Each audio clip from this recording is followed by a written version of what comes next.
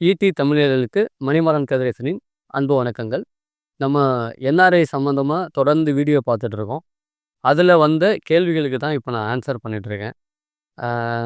ஒருத்தர் வந்து பிஏ ஸ்கீம்னா என்ன அப்படின்னு சொல்லி கேட்டிருக்காரு. பிஏ ஸ்கீம்னா என்ன, அதில் எல்ஆர்ஐ வந்து இன்வெஸ்ட் பண்ணலாமா அப்படிங்கிற கொஸ்டின் வந்திருந்தது. பிஏஎஸ் அப்படின்னா போர்ட்ஃபோலியோ இன்வெஸ்ட்மெண்ட் ஸ்கீம் அப்படின்னு சொல்லுவாங்க. இது வந்து ஸ்பெசிஃபிக்காகவே என்ஆர்ஐக்காக உருவாக்கப்பட்டது தான்.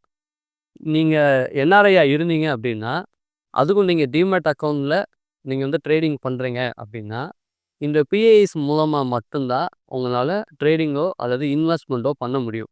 நீங்கள் பிஏஎஸ் இல்லாமல் பண்ணவே கூடாது. ஸோ ஆக்சுவலாக இதுதான் வந்து ப்ரொசீஜர். சரி, இப்போ பிஏஎஸ்னால் என்ன அப்படிங்கிறது பார்ப்போம். ஆக்சுவலாக ரிசர்வ் பேங்க் ஆஃப் இந்தியா என்ன பண்ணுறாங்கன்னா, இந்த foreign exchange management act, so அப்போ ஃபாரின் எக்ஸ்சேஞ்ச் ஃபெமான்னு சொல்லுவாங்க. இந்த ஃபாரின் எக்ஸ்சேஞ்சை வந்து மேனேஜ்மெண்ட் பண்ணுறதுக்காக அந்த ஆக்ட் படி வரக்கூடிய ஃபாரின் கரன்சி இன்வெஸ்ட்மெண்ட்ஸை வந்து ரெகுலரைஸாக இருக்கா அப்படிங்கிறத வெரிஃபை பண்ணுறதுக்காக இந்த பிஐ ஸ்கீம் வந்து கொண்டு வராங்க.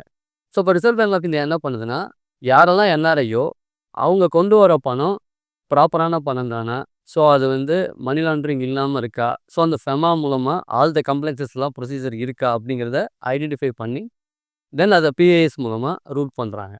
So what ever investments from NRI, so ஒரு 1 லேக்கோ இல்லை 2 லேக்ஸோ எனி இன்வெஸ்ட்மெண்ட்ஸ் வந்தாலும் அது ரிசர்வ் பேங்க் ஆஃப் இந்தியாவுக்கு வந்து இமீடியட்டாக அது அப்டேட் ஆகிட்டே இருக்கும். ஸோ அதனால தான் என்ன பண்ணுறாங்கன்னா, ஓப்பன் பண்ணக்கூடிய பேங்க் அக்கௌண்ட்டே, இப்போ நீங்கள் என்ஆர்ஐயாக இருக்கக்கூடிய அவர் பேங்க் அக்கௌண்ட் ஓப்பன் பண்ணும்போது என்ஆர்இயோ அல்லது என்ஆர்ஓவோ அக்கௌண்ட் பண்ணும்போது அந்த அக்கௌண்ட் ஓப்பன் பண்ணும்போதே பிஐ ஸ்கீமோட ஓப்பன் பண்ணுவாங்க. ஸோ அது வந்து எனேபிள் ஆகிருக்கும். அந்த என்ஆர்ஓலையோ அல்லது என்ஆர்இ அக்கௌண்ட்லையோ இந்த பிஐ ஸ்கீம் வந்து எனேபிள் ஆகிருக்கும். சார், பிஐ ஸ்கீம் எனேபிள் ஆகலை, என்னால் வந்து டிமெட் அக்கௌண்ட் ஓப்பன் பண்ண முடியுமானா முடியாது. ஆஸ் எ என்ஆர்ஐயா நீங்கள் அதை பண்ண முடியாது. ஸோ அப்போ நீங்கள் பிஐஎஸ் எனேபிள் ஆகிருக்காங்கிறது எனக்கு எப்படி தெரியும்? நீங்கள் பேங்க்கில் ரெக்வஸ்ட் பண்ணணும். இந்த மாதிரி நான் ஸ்டாக் ட்ரேடிங் அது டிமெட் அக்கௌண்ட் ஓப்பன் பண்ண போகிறேன், எனக்கு வந்து அதை பிஐஎஸ் எனேபிள் பண்ணி கொடுங்கன்னு சொன்னீங்கன்னா அதை பண்ணி தருவாங்க. சரி, இந்த பிஐ ஸ்கீம் ஏதாச்சும் லிமிட் இருக்கா அப்படின்னு பார்த்தீங்கன்னா, இது பொதுவாக 5% மேலே டோட்டல் பெய்ட் அப் கேபிட்டலில் ஒரு இந்தியன் கம்பெனியில் டோட்டல் பெய்ட் அப் கேபிட்டலில் 5% மேலே என்ன பண்ணக்கூடாதுன்னா இன்வெஸ்ட்மெண்ட்ஸ் வந்து ஒரு என்ஆர்ஐ பண்ணியிருக்கக்கூடாது.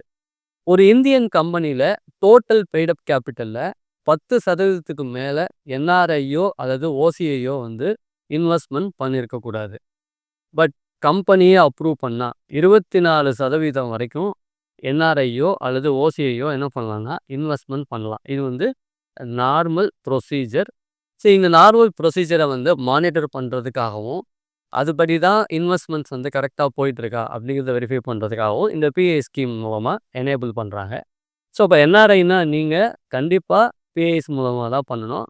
அண்ட் பிஐஎஸ் எது மூலமாக தான் எனேபிள் ஆகிருக்குன்னா, உங்களுடைய என்ஆர்இ அக்கௌண்ட்லேயோ அல்லது என்ஆர்ஓ அக்கௌண்ட்லேயோ தான் அது எனேபிள் ஆகிருக்கும். ஸோ நீங்கள் கண்டிப்பாக என்ஆர்இ அக்கௌண்ட் ஓப்பன் பண்ணலாம் அல்லது என்ஆர்ஓ அக்கௌண்ட் இந்தியாவில் ஓப்பன் பண்ணலாம். ஓப்பன் பண்ணதுக்கு அப்புறமா உங்களோட பேங்கர்ஸ் கிட்ட பிஐஎஸை வந்து எனேபிள் பண்ண சொல்லி ரெக்வஸ்ட் பண்ணணும். ஒன்ஸ் அவங்க எனேபிள் பண்ணிட்டாங்கன்னா அதை பேஸ் பண்ணி நீங்கள் டிமெட் அக்கௌண்ட் ஓப்பன் பண்ணலாம். ஒன்ஸ் டிமெட் அக்கௌண்ட் ஓப்பன் ஆனதுக்கு அப்புறமா உங்களோட புரோக்கர்கிட்ட, மீன்ஸ் நீங்கள் ஃபண்டை வந்து ட்ரான்ஸ்ஃபர் பண்ணதுக்கு பிறகு உங்களோட புரோக்கர்ட்டையோ அல்லது ஏஜென்ட்டையோ நீங்கள் வந்து ரெக்வஸ்ட் பண்ணி you can start your investments as well as trading. But இதில் என்ஆர்இயில் நீங்கள் பார்த்தீங்கன்னா ஸ்டாக், அதாவது ஸ்டாக்கு, மியூச்சுவல் ஃபண்ட்ஸு, ஷேர்ஸு இதெல்லாம் நீங்கள் இன்வெஸ்ட் பண்ண முடியும். இப்போ ஒரு ப்ராப்பர்ட்டி நான் வாங்க போகிறேன் இந்தியாவில் அப்படின்னா, நீங்கள் என்ஆர்இலேருந்து ஃபண்டு ட்ரான்ஸ்ஃபர் பண்ண முடியுமானா இட் இஸ் வெரி டிஃபிகல்ட். இப்போ நான் எது மூலமாக அப்போ பண்ணோம், என்ஆர்ஓவில் தான் நீங்கள் வந்து அந்த இன்வெஸ்ட்மெண்ட்ஸ் வந்து பண்ண முடியும். ஸோ இப்போ ஒரு ப்ராப்பர்ட்டிலையோ இல்லை லேண்ட்லேயோ நீங்கள் இன்வெஸ்ட் பண்ணணும்னு நினைக்கிறீங்கன்னா ஃப்ரம் என்ஆர்ஓ அக்கௌண்ட்லேருந்து அந்த வேல்யூவை நீங்கள் இன்வெஸ்ட் பண்ணுற மாதிரி இருக்கும். இது வந்து நார்மல் பேங்க் அக்கௌண்ட் மெயின்டைன் பண்ணுறத பொறுத்து இருக்குது. ஸோ என்ஆர்இ வந்து இட்ஸ் ஈஸி ரீபேட்ரியபிள் அப்படின்னு சொல்லுவாங்க. ஸோ நீங்கள் இமீடியட்டாக அந்த ஃபண்டை அப்படியே ஃபாரின் கண்ட்ரிஸ்க்கு நீங்கள் எடுத்துகிட்டு போகணும்னு நினச்சிங்கன்னா அப்படியே எடுத்துகிட்டு போயிடலாம். ஏன்னா அது ஃபாரின் கரன்சியில் தான் மெயின்டைன் ஆகும். அந்த வேல்யூவே நீங்கள் பேங்க் பேலன்ஸ் எல்லாமே ஃபாரின் கரன்சியில் தான் மெயின்டைன் ஆகும். அதுக்கு வரக்கூடிய இன்ட்ரெஸ்ட் இன்கம் கூட என்ன கிடையாதுன்னா டாக்ஸபிள் இன் இந்தியா கிடையாது.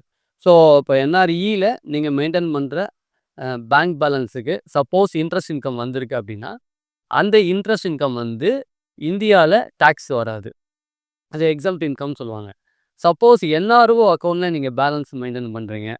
அந்த என்ஆர்ஓ அக்கவுண்ட்ல மெயின்டெயின் பண்ற பேலன்ஸுக்கு இன்ட்ரெஸ்ட் வருது அப்படின்னா, அந்த இன்ட்ரெஸ்ட் கண்டிப்பா இந்தியால டாக்ஸபிள் வரும்.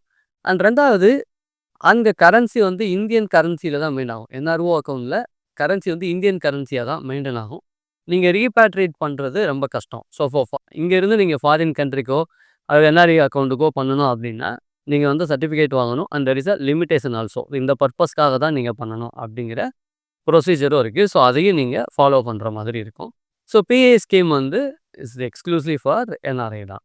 நன்றி, வணக்கம். இது மாதிரி ஏதாவது இன்னும் நிறையா உங்களுக்கு டவுட் இருந்ததுன்னா, இந்த வீடியோ கீழே கமெண்ட்ல சொல்லுங்க. ஸோ அதை பத்தி நம்ம அடுத்தடுத்த வீடியோல கண்டிப்பா பார்க்கலாம். நன்றி, வணக்கம். மேலும் ஈடி தமிழ் சேனல்ல வரப்போகும் பிசினஸ் மற்றும் அது ரிலேட்டடான வீடியோவை பார்க்க உடனே கீழே இருக்க சப்ஸ்கிரைப் பட்டனை கிளிக் பண்ணுங்க.